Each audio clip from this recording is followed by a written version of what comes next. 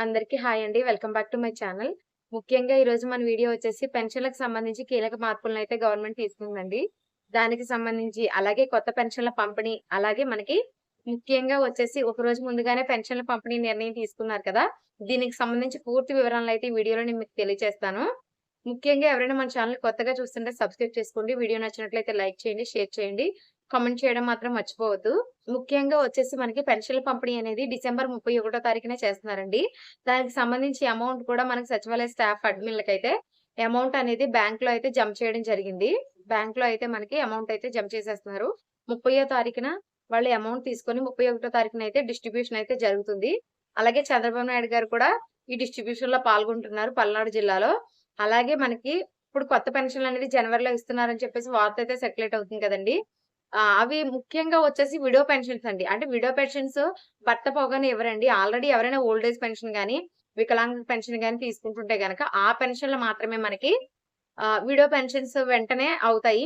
మామూలుగా అప్లై చేసుకునే widow pensions ఎవరియి కూడా 1 మంత్‌లో అయితే రావండి. ఓన్లీ ఇదొకటి గమనించుకోవాలి. చాలా మంది నన్ను అడుగుతున్నారు, "అక్క నాకు భర్త పోయి 2 మంత్స్ అవుతుంది. నాకింకా పెన్షన్ రావట్లేదు."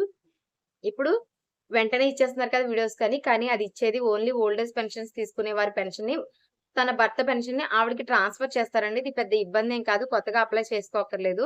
వాళ్ళకి మాత్రమే మనకి జనవరిలో పెన్షన్ డిస్ట్రిబ్యూషన్ అనేది ఉంటుంది. ఆల్రెడీ అప్లై చేసి అప్రూవల్‌లో ఉన్నా మాకింకా పెన్షన్ రావట్లేదు అనే వారికి జనవరిలో డిస్ట్రిబ్యూషన్ అనేది ఉండదండి. ఇదొకటి గమనించుకోండి. ఇంకొక వార్త సర్క్యులేట్ అవుతుందండి. పెన్షన్‌దారులకైతే ఒక రూ. 1000 పెంచిస్తారు. 4000 తీసుకునే వారికి 5000 ఇస్తారు.